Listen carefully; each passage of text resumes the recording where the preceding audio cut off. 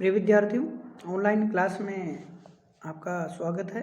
मैं इस वीडियो में आपके साथ जिस विषय पर बात करूंगा वह है गुप्त साम्राज्य का तीसरा शासक चंद्रगुप्त प्रथम के बारे में इस वीडियो में हम बात करेंगे। प्रिय विद्यार्थियों, जैसा कि मैंने आपको अभी पिछले वीडियो में बताया कि हम मौर्य साम्राज्य के बाद लंबे अंतराल के बाद छोटी छोटी क्षेत्रीय शक्तियों इन्होंने राजनीतिक एकता स्थापित करने का प्रयास किया, जिनमें कुषाण हैं, सातवाहन हैं, बाद में वाकाटक हैं, योद्धेय हैं, नागवंश है। लेकिन उसके बाद हम देखते हैं कि एक व्यापक रूप से एक विस्तृत साम्राज्य पर भले ही गुप्तों का अधिकार दक्षिण में इतना ज़्यादा उनका साम्राज्य विस्तार नहीं था जैसे मौर्यों का था, लेकिन फिर भी भारत को राजनीतिक एकता के सूत्र में बांधने का श्रेय मौर्यों के बाद जाता है तो वो गुप्त साम्राज्य को ही जाता है, गुप्त शासकों को ही जाता है। तो उसमें हमने बात की कि इस वंश के जो प्रारंभिक शासक हैं, जैसे मैंने अभी आपको पिछले वीडियो में बताया था कि श्री गुप्त अथवा महाराज गुप्त इस वंश के संस्थापक थे। दूसरे शासक थे घटोत्कच, और महाराज गुप्त ने, श्री गुप्त ने 275 ईस्वी से 300 ईस्वी तक शासन किया। दूसरे शासक घटोत्कच ने 300 ईस्वी से लेकर 319 ईस्वी तक शासन किया। और इस वंश का जो तीसरा शासक था वो था चंद्रगुप्त प्रथम। प्रिय विद्यार्थियों, चंद्रगुप्त प्रथम को ही गुप्त वंश का प्रथम शक्तिशाली और स्वतंत्र शासक माना जाता है। यानी जैसे मैंने आपको पिछले वीडियो में बताया था, आपने भी पढ़ा होगा कि वो अधीनस्थ शासक की उनकी उपाधियां मिलती हैं। उनकी स्थिति थी किसी के सामंत यानी अधीनस्थ शासक की, लेकिन अपनी योग्यता, अपनी प्रतिभा, अपनी विजयों के बल पर चंद्रगुप्त प्रथम ने जो महाराजाधिराज एक स्वतंत्र शासक की स्थिति को प्राप्त किया। वो अपनी योग्यता, अपनी सैन्य पराक्रम के बल पर उसने अपने आप को स्वतंत्र शासक घोषित किया, स्थापित किया। चंद्रगुप्त प्रथम जिसका समय है 319 ईस्वी से लेकर 335 ईस्वी, तो हम जो भी चंद्रगुप्त की उपलब्धियां हैं, जो उसने सफलताएं प्राप्त की, उन पर चर्चा करेंगे। लेकिन उससे पहले एक जो ग्रंथ है, दक्षिण भारत से प्राप्त एक ग्रंथ है संवाद कौमुदी, जिसकी जो रचना की थी वो थी किशोरिका वज्जिका। वो चंद्रगुप्त यानी गुप्तकालीन मानी जाती हैं, चंद्रगुप्त के समकालीन मानी जाती हैं। और संवाद कौमुदी महोत्सव जो ग्रंथ है, उस ग्रंथ की जो लेखिका है जो किशोरिका वज्जिका है, उस ग्रंथ के आधार पर जो जायसवाल महोदय हैं, केपी जायसवाल महोदय, वो एक कहानी प्रस्तुत करते हैं। शायद मनोरंजन से परिपूर्ण ये जो नाटक है, सांस्कृतिक नाटक है, उसकी चर्चा मैं आपके साथ करना चाहूँगा। तो उसमें केपी जायसवाल महोदय कहते हैं इस नाटक कौमुदी महोत्सव के आधार पर कि मगध में सुंदर वर्मन नामक एक क्षत्रिय राजा शासन करता था। मगध में सुंदर वर्मन नामक एक क्षत्रिय राजा शासन कर रहा था, लेकिन उसके कोई पुत्र नहीं था। अतः उसने चंद्रसेन नामक एक बालक को, एक युवक को गोद लिया। चंद्रसेन नामक युवक को उसने गोद ले लिया। लेकिन कुछ समय के पश्चात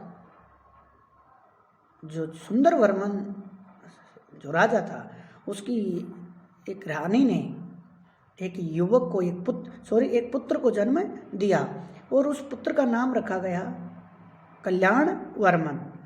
और सुंदर वर्मन के कल्याण वर्मन नामक जो पुत्र हो गया, अब चंद्रसेन को इससे आघात लगाया, यूँ कहें कि उसकी आशाएं धूमिल होती नजर आई कि जब स्वयं सुंदरवर्मन के स्वयं का पुत्र हो गया तो उसको लगा कि अब उसको गद्दी यानी सत्ता प्राप्त नहीं होगी। इसलिए उसने, चंद्रसेन ने, जो गुप्त थे, जो इनके जो सुंदरवर्मन के जो मगध के जो शत्रु थे लिच्छवी, उनके विरोधी थे, शत्रु थे लिच्छवी, उन लिच्छवियों के साथ चंद्रसेन ने मिलकर उनकी एक राजकुमारी कुमार देवी के साथ विवाह कर लिया और कुमार देवी से विवाह के उपरांत उसने लिच्छवियों से मिलकर सुंदरवर्मन की हत्या कर दी और मगध की गद्दी पर अधिकार कर लिया। लेकिन जो मगध के निवासी थे वो उसके पितृहंता पितृघाती व्यवहार से अत्यंत नाराज थी मगध की जनता। और एक दिन जब वो जंगली जो जातियां थी, लड़ाकू जो जातियां थी, जनजातियां, जो उनके विद्रोह को दबाने गया था, तो मगध की जनता ने सुंदरवर्मन के पुत्र कल्याणवर्मन को मगध की गद्दी पर बिठा दिया और उसको यानी चंद्रसेन को मगध में प्रवेश करने नहीं दिया। प्रिय विद्यार्थियों, जायसवाल महोदय कहते हैं कि इस नाटक के आधार पर कि इसको चंद्रसेन नाम इसलिए दिया गया, जब आप महाजनपद काल में हम पढ़ते हैं कि अवंती राज प्रदोत, उसके लिए चंड प्रदोत की जो पदवी है, ये जो नाम है चंड प्रदोत, तो वो चंड प्रदोत उसकी उग्र सैन्य, आक्रामक सैन्य और कठोर सैन्य नीतियों की तरफ इशारा करती है। वैसे ही चंद्रसेन नाम देने का कारण भी यही माना जाता है कि उसकी उग्र, कठोर, आक्रामक सैन्य गतिविधियों, नीतियों के कारण। अब जब हम बात करते हैं कौमुदी महोत्सव नाटक की ऐतिहासिकता की, तो हम इसके बारे में निश्चित रूप से कुछ भी नहीं कह सकते कि इसमें कितनी सत्यता है, कितनी ऐतिहासिक सत्यता है, जो क्योंकि एक सांस्कृतिक नाटक था, लेकिन इसकी बहुत सी बातें ऐतिहासिक और सत्य प्रतीत होती हैं। और उसकी जो इसकी लेखिका है वो कुमारिका वज्जिका, वो गुप्तकालीन मानी जाती हैं। खैर, जो भी हो, जैसे हम बात करते हैं कि चंद्रगुप्त की उपलब्धियों की, तो पहली जो उसकी महत्वपूर्ण उपलब्धि थी, जो सफलता थी, वो यही थी कि चंद्रगुप्त प्रथम ने लिच्छवी राजकुमारी, लिच्छवी वैशाली के जो लिच्छवी थे, उनकी राजकुमारी कुमार देवी के साथ जो विवाह किया, वो उसकी एक महत्वपूर्ण उपलब्धि और सफलता मानी जाती है। क्योंकि एक तो चंद्रगुप्त प्रथम को इससे एक राजनीतिक लाभ हुआ, जो लिच्छवी शक्तिशाली क्षत्रिय वंश था, उनके सहयोग से उसने कई क्षेत्रों पर विजय प्राप्त की, यानी सैन्य सहायता उसको प्राप्त हुई। दूसरा कि लिच्छवियों के साथ वैवाहिक संबंध के परिणाम स्वरूप उनकी सामाजिक प्रतिष्ठा भी बढ़ी।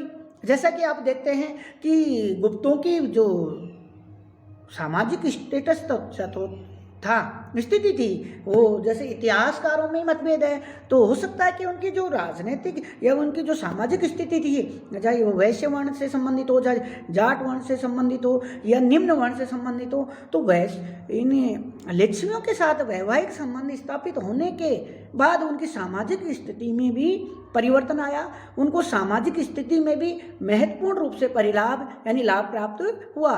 क्योंकि क्षत्रिय प्राचीन प्रतिष्ठित क्षत्रिय वंश था, जिनका समाज में अपना महत्व था। तो लिच्छवियों के साथ वैवाहिक संबंध स्थापित करना चंद्रगुप्त मौर्य के जीवन की और गुप्तों के इतिहास में अत्यधिक महत्वपूर्ण घटना मानी जाती है।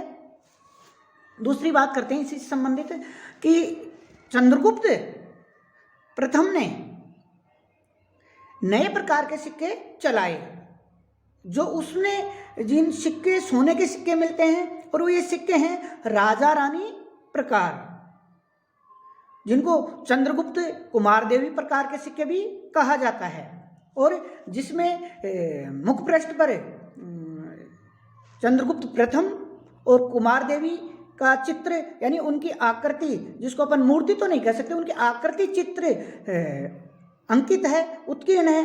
और पृष्ठ भाग पर, पिछले भाग पर जो सिंह वाहिनी देवी का चित्र अंकित है और नीचे लिच्छवीय उत्कीर्ण मिलता है, जो इसकी प्रमाण है। और उसने राजा रानी प्रकार चंद्रगुप्त कुमार देवी प्रकार के सिक्के भी ये उस नाम से जाने जाते हैं। चंद्रगुप्त प्रथम शासक था जिसने अपने सिक्कों में अपने साथ अपनी रानी, अपनी पत्नी का भी चित्र अंकित करवाया था।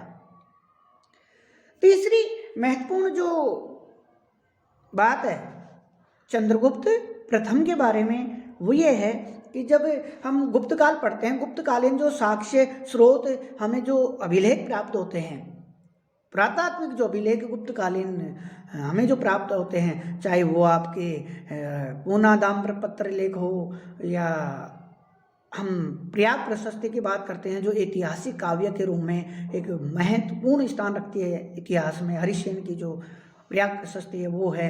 मंदसौर अभिलेख ले लीजिए आप, भीतरी स्तंभ ले लीजिए, बहुत से अभिलेख हमें जो गुप्तकालीन प्राप्त होते हैं वो सभी गुप्त संवत में प्राप्त होते हैं, जिसमें गुप्त संवत की तिथियां अंकित मिलती हैं। और गुप्त संवत की जो प्रारंभ है वह है 320 ईस्वी।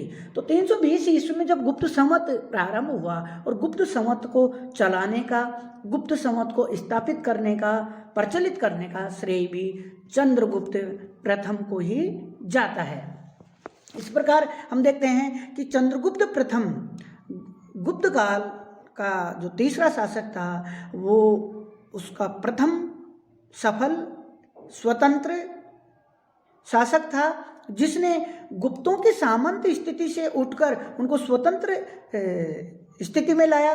और जब हम चंद्रगुप्त के साम्राज्य विस्तार की बात करते हैं तो चंद्रगुप्त के राज्य में साकेत, कौशल का जो राज्य है, साकेत, कौशल, इसके अलावा हम जैसे बात करते हैं कि पूर्वी उत्तर प्रदेश, पश्चिमी उत्तर प्रदेश और आगे बंगाल का कुछ भाग और आगे दक्षिण में हम जब देखते हैं तो हम बिहार का कुछ भाग भी उसके साम्राज्य के अंतर्गत सम्मिलित था। इस प्रकार गुप्तों को स्वतंत्र स्थिति में लाने वाला, उनको एक पहचान दिलाने वाला, गुप्त साम्राज्य की आधारशिला रखने वाला, उसको मजबूत महत्वपूर्ण स्थिति में लाने का श्रेय चंद्रगुप्त प्रथम को जाता है। और चंद्रगुप्त प्रथम की मृत्यु हुई 335 ईस्वी में। और चंद्रगुप्त प्रथम की मृत्यु के बाद उसका पुत्र समुद्रगुप्त गद्दी पर बैठा, जिसकी हम अगले वीडियो में चर्चा करेंगे। धन्यवाद।